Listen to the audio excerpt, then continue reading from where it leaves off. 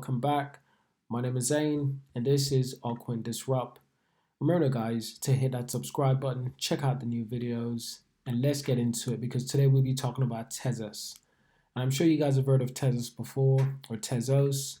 It's an awesome decentralized platform, and it supports smart contracts and dApps, and dApps are decentralized applications. So it looks to evolve faster than other blockchains. And it's quite similar to Ethereum, actually. So if you guys are a fan of Ethereum, it's most likely that you guys are going to be a fan of Tezos. And Tezos hope to be better than Ethereum in some ways.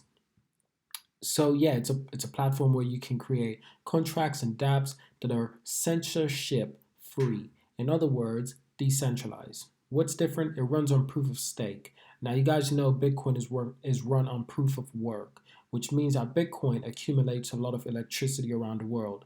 Proof of stake, on the other hand, means that you guys can stake this coin and you guys will earn around a 5% return each year. So that's just a few interesting things just to get this video started. So it's a governance model to ensure that people who own the coin have a say in the decision regarding the future of Tezos. So if you own a large sum of Tezos, I'm not sure an exact amount you need to own, but if you own a sum of Tezos, you can have a future say in where the token or where the coin goes in the future, how it gets developed. And you can have a bigger say in the coin if you become a baker. Now, a baker is a person who sort of like helps to oversee transactions. So it says here, as there are no miners, because this coin is not mineable, it's already been pre-mined, and you guys can earn extra Tezos by staking. The people who check and confirm transactions are called bakers, and they run what's known as a baking operation. So if you own some Tezos, you can actually become a baker. And this way, you actually get a say in the future of Tezos. If you want Tezos to go into a new direction, you can vote. And I believe Tezos has a voting system around three different primary decision making voting system. So it's not three, actually four different separate voting systems that are basically predetermined by the bakers on what decision is to be made. And this is to help avoid forks, hard forks. Bitcoin has hundreds of forks, and Tezos would like to avoid this because Tezos wants to be unique in its own way, and they don't really want there to be another Tezos or Tezos. And I think that's a really smart idea. That's a really unique thing to have in a cryptocurrency. That the fact that it can't be replicated, I wouldn't say it can't be replicated. It's just very hard to replicate Tezos because of the way how it's set up and the way how it's operated. It's not operated like other blockchain where people can split decision. Tezos is operated in a very different way. Like I said, there's four different confirmation voting system in place to avoid this hard fork happening. So who invented Tezos? I'll just let you guys know that really quickly. It's a husband and wife story. Kathleen Briefman was a senior strategist, and Arthur Briefman, they invented Tezos basically. And I believe it was Arthur who had the idea first, and then Catherine, his wife, later adopted the idea as well.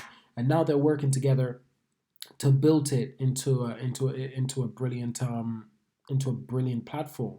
You know, so let's get into it a little bit. Tezos ICO, and you guys know what an ICO is.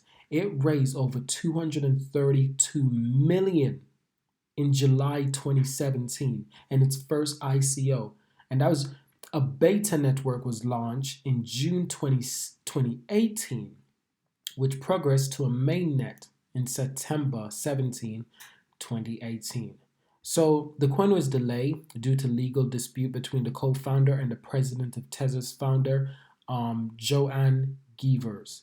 So that's just a little fact that it was delayed due to legal reason, and that's quite interesting because it's a decentralized platform, but the creators of the platform wanted to create it in such a way in such a way that they're obeying the legal standards, you know, and that's actually a good thing. So it's self-governance, guys. In other words, decentralized. It relies on itself to develop and improve as time goes, which means that You know how Bitcoin is extremely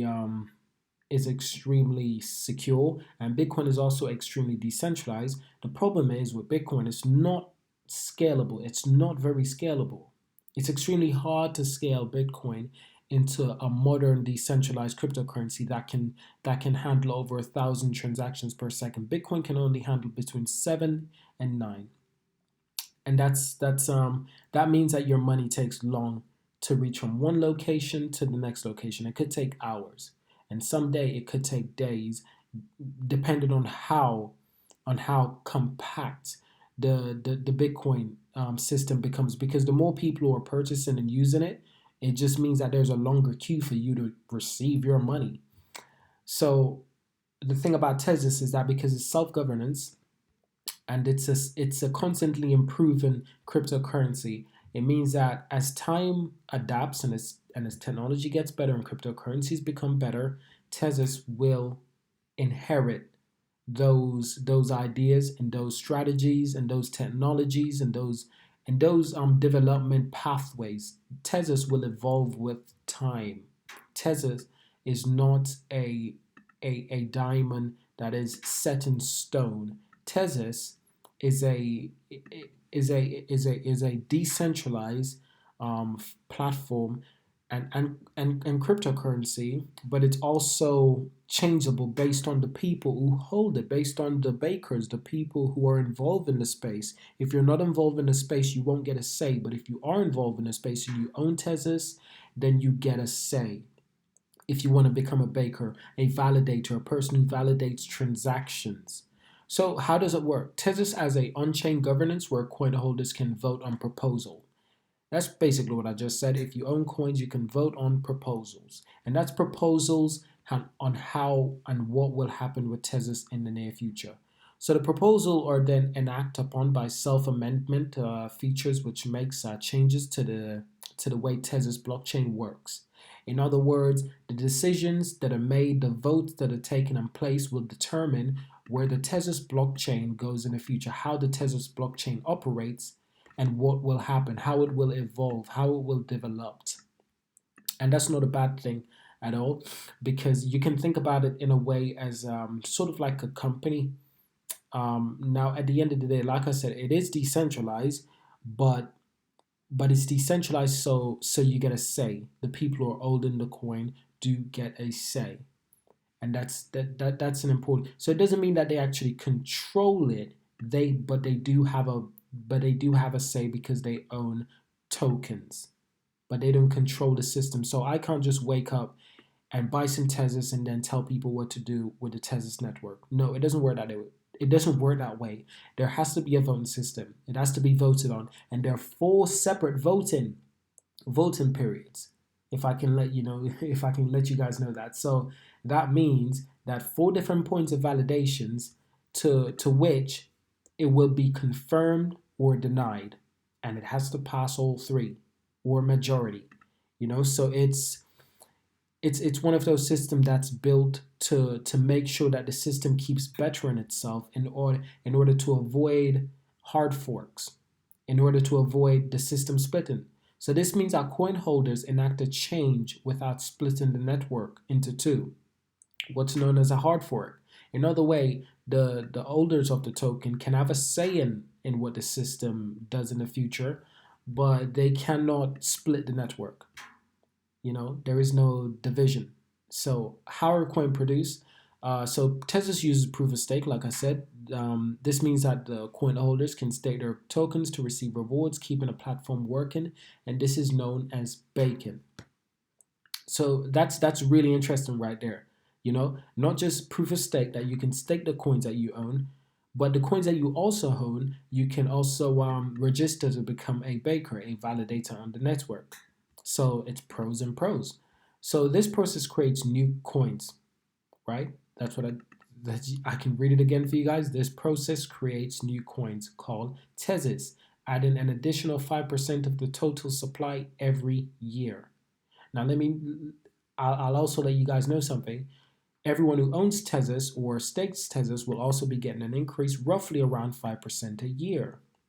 So the supplies increase, but the distribution of the rewards is also being being distributed. So it's around the same amount. So there's the idea that hopefully that it can be balanced out, in other words. So yeah, you can buy Tezos using fiat currency, and of course the future of Tezos, um, the Tezos enable coins holders to pay a part in how the system works and evolve, and that's a very interesting point to end this video on. You know, if you own it, you get a say in how it works and evolve. Excuse me, guys. So if it works to protect against coding failures and enables faster response, in other words, faster transaction speeds, it could become a much safer cryptocurrency than current iterations. In other words, Bitcoin and Ethereum. So they're kind of throwing a little bit of shade at Bitcoin and Ethereum. Bitcoin for not being very scalable, Ethereum for being a bit too I'd say a bit too slow to evolve, because Ethereum has been, you remember how long it took for Ethereum to to to basically the idea of staking for Ethereum, it's taken a very long time to get that started. Staking for Ethereum, it's taken a very long time. While there's other cryptocurrencies that are coming along that are getting it done super quickly. And Tezos wants to be one of those currencies that won't hold back in the future when it comes to innovation. They want to innovate as time goes, and they want to innovate in a good way, but by getting the people who own the token to vote as to say what they want to do with the tokens that they own, with the system that they help to build and validate and keep safe. So that's a quick explanation on Tezos. And I hope you guys enjoy that. But it's also said decentralized innovation. There's also been major talks of decentralized. What does it fully mean that Tezos is decentralized? Is it really decentralized? I mean, we know the staking works. I've staked Tezos before. Now, I'm not a financial advisor, and this is not financial advice. This video is for educational purposes. But I must say, I'm just being honest and telling you what I've done. I'm not saying you have to do it, but I've staked Tezos before. It works, and like I said, it's roughly around 5% increase each year. That could change in the future, and that probably is a bit different right now. I'm not 100% sure, but decentralization and self-governance is very important, and in this article it talks about that exactly. So one of the key differences between Tezos and other blockchains is the fact that it's decentralized and self-governance. Every blockchain relies on the so-called three parameters. These are scored, applied, and staked, but unlike any other blockchain, Tezos was designed in such a way that the score and apply parameter becomes part of the state, which is mutable, thereby making it a ledger rules self-governing. So I'll read that again for you guys because it's a very important point to make. Tezos was designed in a way to score and apply parameters, right? Parameters become part of a state which is mutable, thereby making it ledger rules self-governing. Important point to add right there, guys. So we've seen great things from Tezos, and I think there's great things to come from Tezos in the future. It has a circulating supply of over 760 million tokens, coins, and it's good to mention that. I'll advise you checking out their website to view their white paper and some more information about Tezos. There is also the source code, but like I said, it's not a system that can easily be split. Now you look at Bitcoin on the other hand. Bitcoin can easily be split, and it has many times. The blockchain has a divided opinion, and they decide to go separate ways and create something new. And that was the birth of Bitcoin Cash.